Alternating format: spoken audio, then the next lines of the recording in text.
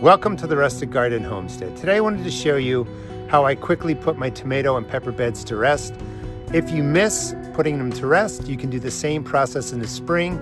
You could do it twice if you want to, but this is how I set my beds up fall and spring, tomatoes and peppers. Now, about 4 weeks ago, I did a video on how to put garden beds to rest.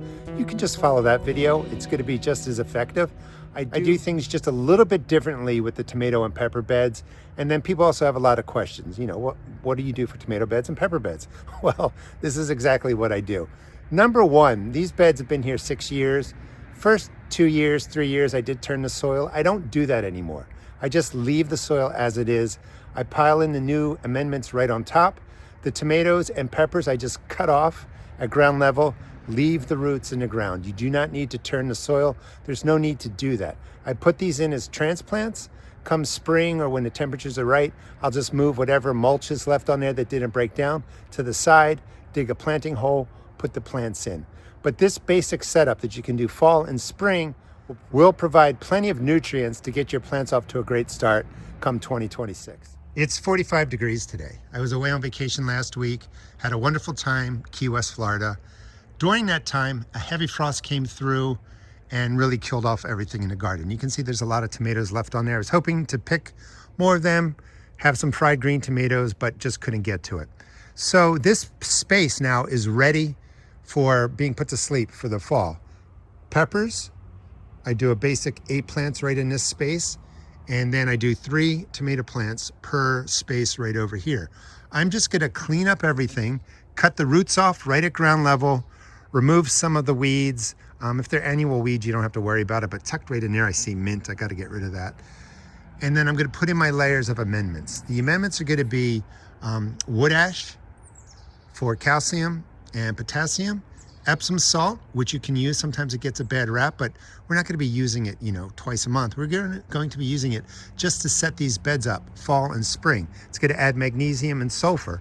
So between those two, the potash, the wood ash, and the magnesium sulfate, the Epsom salt, we have the second tier fertilizers, magnesium, sulfur, and calcium all represented.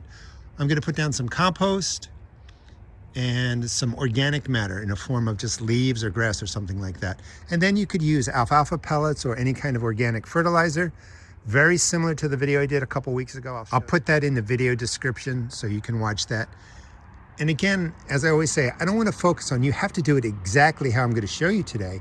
These are just the basic principles to get everything back into the soil that the plants need. In this small space, I have 9 pepper plants and they're growing in the ground. I do have a teaching garden, so I like to have different setups because you don't have to spend money on raised beds like that. I can link in the video how I built those, and those are new additions to my garden. But if you don't have the money or you just don't want to do it, you can grow in the ground. I mean, it works extremely well. 9 pepper plants, 1, 2, 3 in this small space. And all I'm gonna do is get in there and just cut them down to ground level.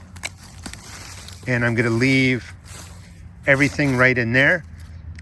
Not much weeding needs to be done. I'm just gonna then add in the different layers.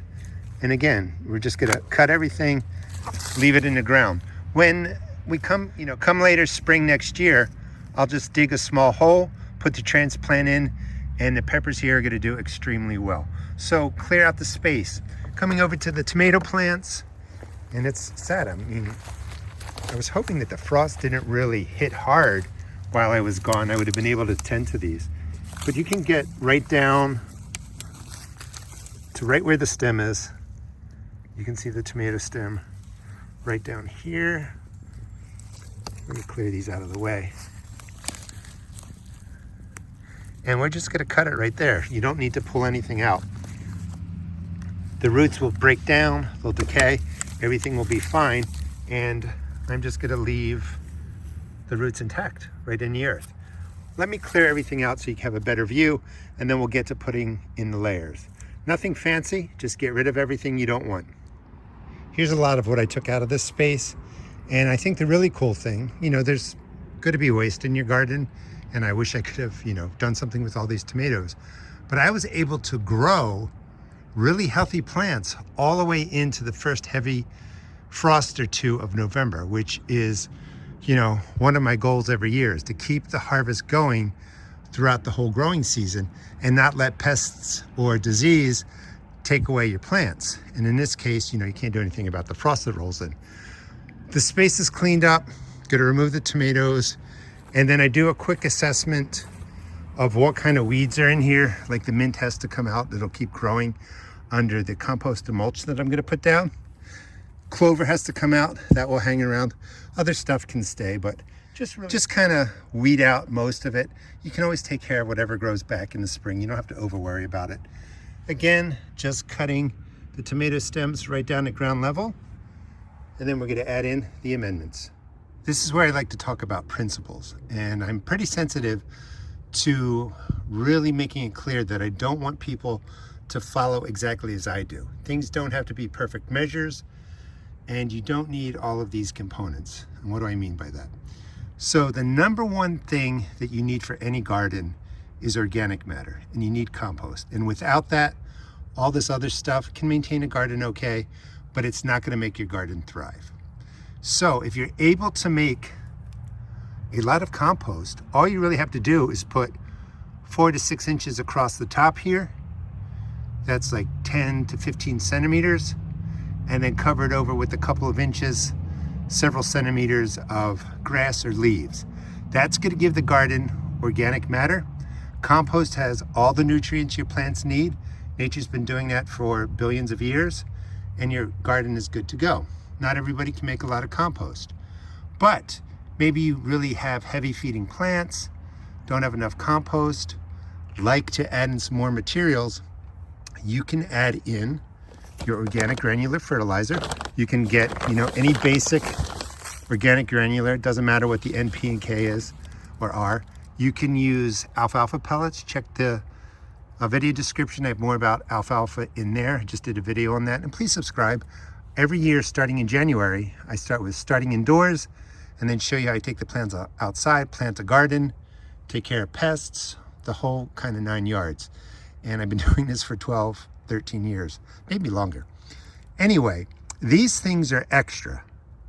They do make a difference, but I don't want you to feel like you have to spend a lot of money to do all this. Now, first thing is, you could take any organic granular and you would just sprinkle it down now in the fall. Do this in the spring too if you missed this video, or you could do it one more time. You're putting down just basic, really, bone meal, blood meal, chicken manure, organic stuff. This will take some time to break down. It'll break down over the winter. If you do it in spring, it'll take some time to be ready for the plants to use, maybe like later April, May, or something like that. Anyway, you're just applying NP and K with that. You could use alfalfa pellets. It has a growth hormone in it, and it's the same thing really as the organic fertilizer. It's just really cheap. These are feed pellets, 40-pound bag, about $21. And again, check out the video description if you want to learn more about alfalfa. But I just want to show you how heavily handed I put it on. Now notice that I've done both. You could do that, but you don't have to. I don't want you spending extra money when you don't really need it. Organic matters. Yeah. Compost, fully broken down organic matter, means the plants can use the NP and K right away.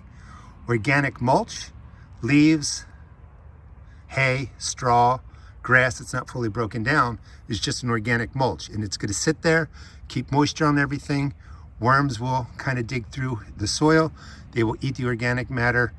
Good for the garden. Now, the next thing I'd like to use is potash, or wood ash, really, for my fire pit. Now, this got left out in the rain. Normally it's dry, and I would just take about this much dry and lightly sprinkle it across the surface. This is very high in alkalinity, a very high pH. Great source of calcium and potassium. Your plants really do enjoy that.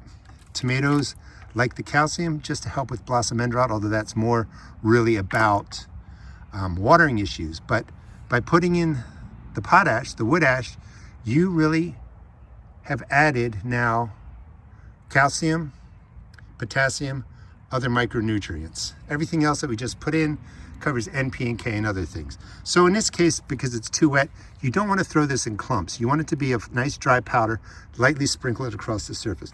I'm just going to mix this into a gallon of water. You should wear a glove, you know, take the precautions. Obviously I'm not. And just mix it up. And all we're gonna do, I don't know if I can do this one hand, but we're just gonna pour some right into the garden. And that one handful of wood ash is now sprinkled through the garden. Not a perfect pour because I only did it one hand, but just generally sprinkle it across just like I did the other ingredients. You probably don't have to do this method because you'll keep your potash dry. All right, so that's done. Next thing, we're gonna add in magnesium and sulfur at a very low level. Epsom salt, and I'm gonna be doing a future video on it, I think this month, has gotten a great rap. Everybody was using it 24/7, and then because they were abusing it, using it wrong, then it got a bad rap.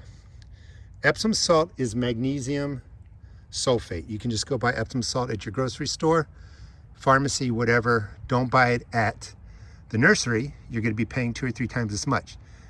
Magnesium sulfate, Epsom salt, grocery store. We're gonna use 2 tablespoons in a gallon of water. We're gonna do this once in the fall.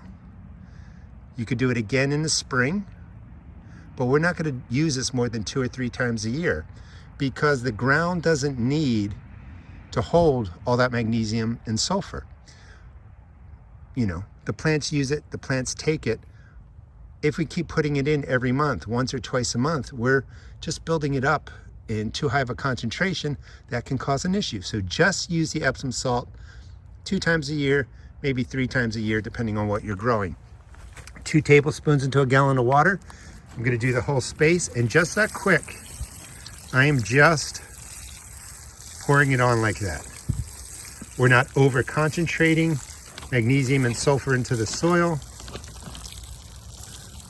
We are just adding some back into there. That wasn't even probably a full gallon.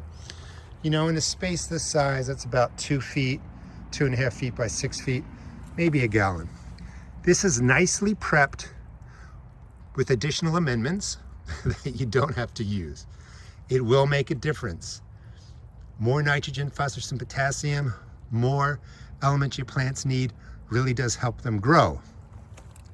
But tons of compost, 6 or 8 inches, the plants are going to get what they need. Now, I have a lot of compost, not enough for that much through my whole garden, so I'm going to put about 1 inch down across the top.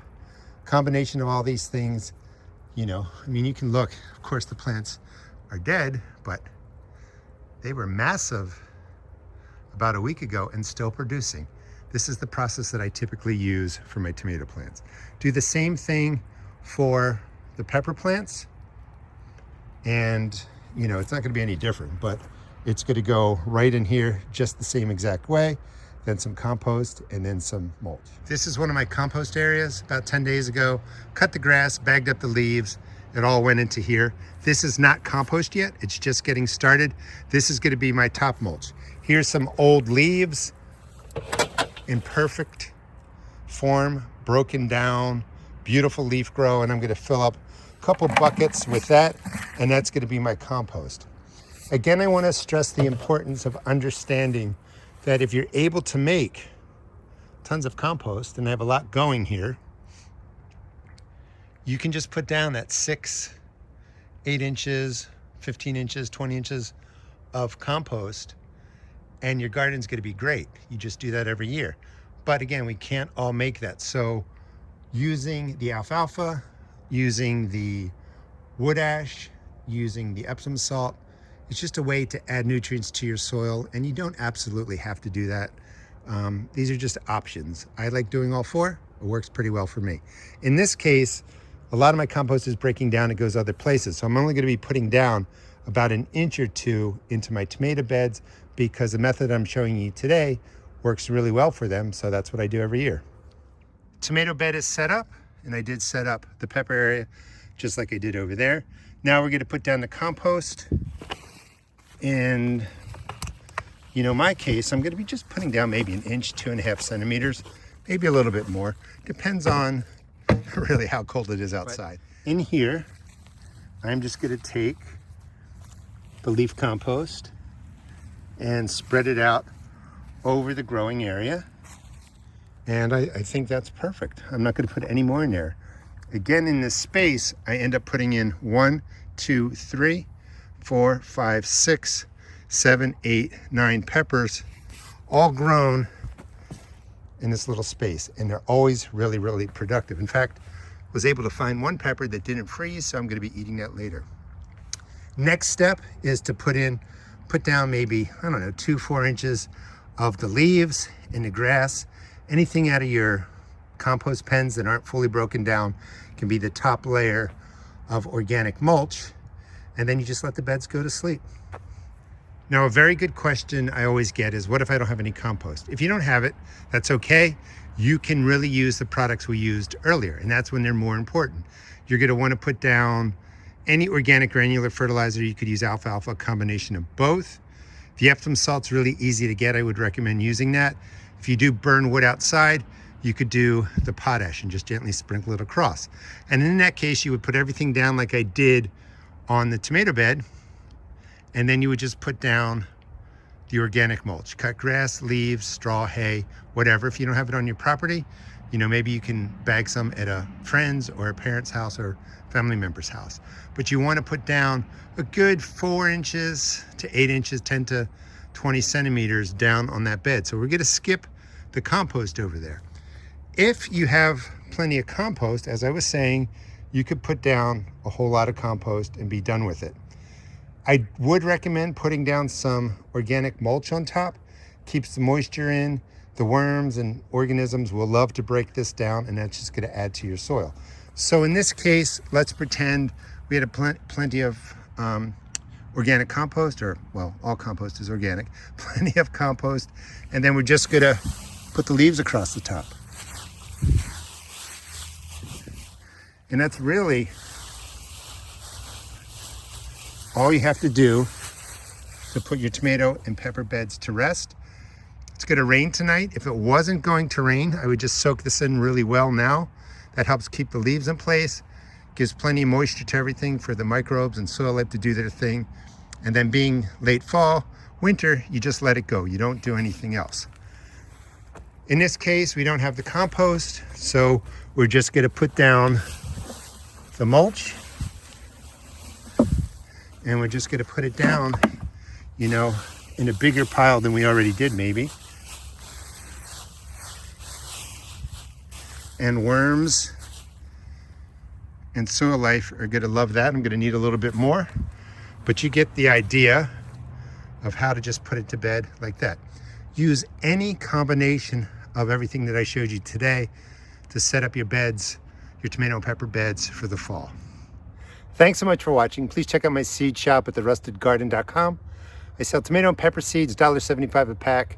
All other seeds are only $1.50. And please subscribe. I'm hoping to get to 1 million subscribers next year, so every person counts.